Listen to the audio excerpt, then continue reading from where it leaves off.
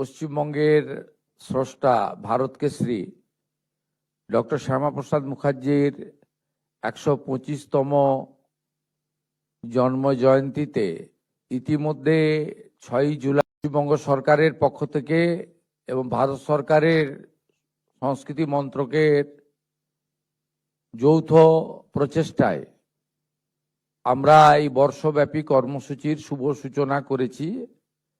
আমাদের ইকো পার্কের মূর্তির ভূমি পূজন এবং মিলন মেলা দেওয়ার মধ্য দিয়ে শুধু পশ্চিমবঙ্গে নয়, গোটা ভারতবর্ষব্যাপী এই বর্ষে নানান কর্মসূচি ভারত সরকারের পক্ষ থেকেও নেওয়া হয়েছে, যাকে আমরা স্বাগত জানাই। পশ্চিমবঙ্গে রাজ্য সরকারের পক্ষ থেকে ইতিমধ্যে আপনারা নোটিফিকেশন পেয়েছেন যে 6 জুলাইয়ের আগেই আমরা মুখ্যমন্ত্রীর সভাপতিত্বে একটি সরকারিভাবে কমিটি তৈরি করেছি। সেই কমিটির প্রথম মিটিং আজকে আমাদের সচিবালয়ের সভাগৃহে অনুষ্ঠিত হলো দীর্ঘক্ষণ ধরে। এই কমিটিতে অর্থমন্ত্রী সহ রাজ্য সরকারের একাধিক মন্ত্রী, বিধায়ক, প্রতিনিধিরা আছেন, মুখ্য সচিবের নেতৃত্বে আধিকারিকরা রয়েছেন, ভারত সরকারের একাধিক দপ্তরের আধিকারিকরা রয়েছেন।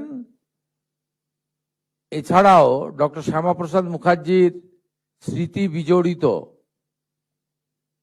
প্রতিনিধি এবং উনাকে নিয়ে যারা ভেবেছেন, লিখেছেন,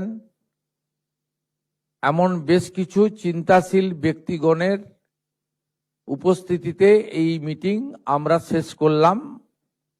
এই মিটিংয়ে আমরা সিদ্ধান্ত নিলাম যে আমরা এই বর্ষে নানা কর্মসূচি নেব। ইতিমধ্যে 125 ফুট দণ্ডায়মান যে মূর্তি, তার ভূমি পূজন এবং স্থান নির্বাচন হয়েছে আপনারা জানেন ইকো পার্কে। তার পূর্ণাঙ্গ পরিকল্পনা, নকশা এবং এই কাজটি সম্পূর্ণ হওয়ার পরে মূর্তি সহ ওই জায়গাটিতে কি কি থাকবে, অর্থাৎ একটি মিউজিয়াম সহ অন্যান্য যে আনুষঙ্গিক ব্যবস্থাগুলি থাকবে, সেটা হিটকোর পক্ষ থেকে আজকে কমিটিকে বিস্তারিতভাবে একটি পাওয়ার পয়েন্ট প্রেজেন্টেশনের মাধ্যমে দেখানো হয়েছে এবং আমরা তাদেরকে কাজ শুরু করার জন্য সবাই মিলে অনুমতি দিয়েছি, যাতে 6 জুলাই আমরা উদ্বোধন করতে পারি। দ্বিতীয়ত, উনার পৈতৃক ভিটা হুগলির জিরাটে রাজ্য সরকার 30 ডেসিমিল জায়গা ক্রয় করেছে।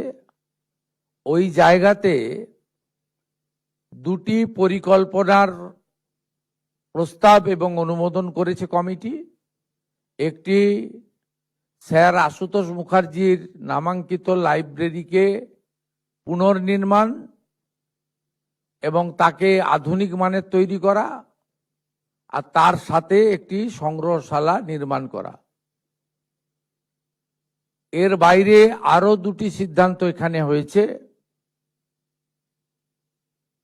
স্কুল এডুকেশন ডিপার্টমেন্ট স্কুল থেকে ইউনিভার্সিটি পর্যন্ত সিলেবাসে ডক্টর শ্যামাপ্রসাদ মুখোপাধ্যায়ের দেশ এবং পশ্চিমবঙ্গের জন্য কন্ট্রিবিউশন এবং শিল্প শিক্ষামন্ত্রী হিসেবে স্বাধীন ভারতে তার যে সুদূর প্রসারী উন্নয়নমুখী চিন্তা ভাবনা, গঠনমূলক কাজ তুলে ধরার একটা প্রয়াস সিলেবাসের মধ্য দিয়ে বর্তমান প্রজন্ম এবং আগামী প্রজন্মকে জানানোর সিদ্ধান্ত হয়েছে এবং আগামী শিক্ষাবর্ষ থেকেই যাতে আমরা পর্যায়ক্রমে এটা চালু করতে পারি, দ্রুততার সঙ্গে সেটা করার সিদ্ধান্ত হয়েছে।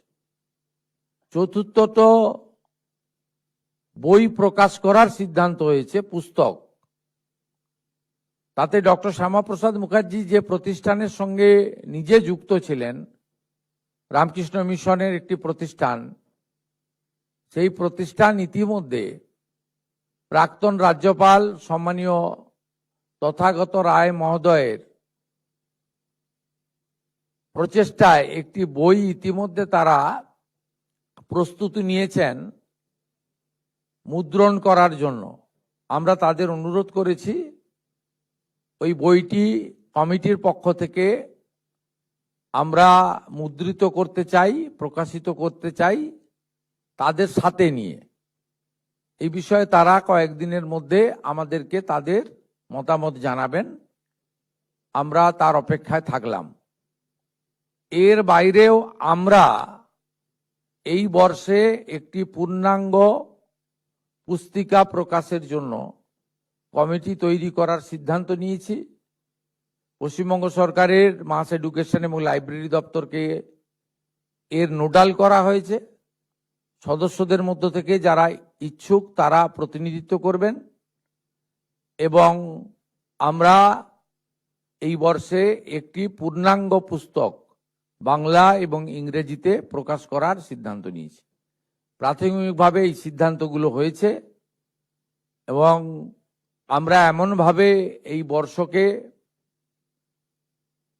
আমরা কর্মসূচি এবং বেশ কিছু স্থায়ী পরিকল্পনার মধ্য দিয়ে করতে চাই, যাতে স্বাধীনতা আন্দোলনে ডক্টর শ্যামাপ্রসাদ মুখার্জির ভূমিকা,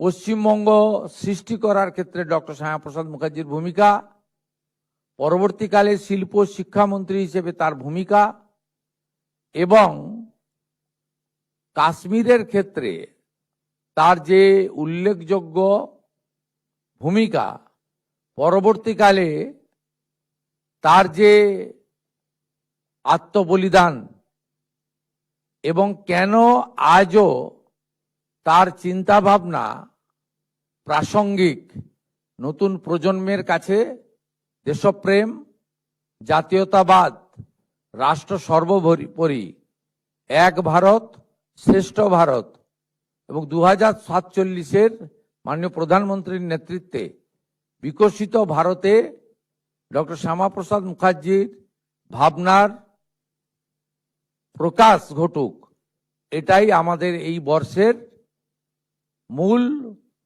চিন্তা ভাবনার মধ্যে, লক্ষ্য উদ্দেশ্যের মধ্যে থাকবে। এই সিদ্ধান্ত আজকে আমরা নিয়েছি। পরবর্তী আবার আমরা বসবো। অনেক বয়স্ক সদস্য এখানে আছেন, তারা যদি প্রতি মাসের মিটিংয়ে না আসতে পারেন, ভার্চুয়ালি যুক্ত করারও তাদের ব্যবস্থা করা হবে। এবং আমাদের তথ্য সংস্কৃতি দপ্তর রাজ্যের ক্ষেত্রে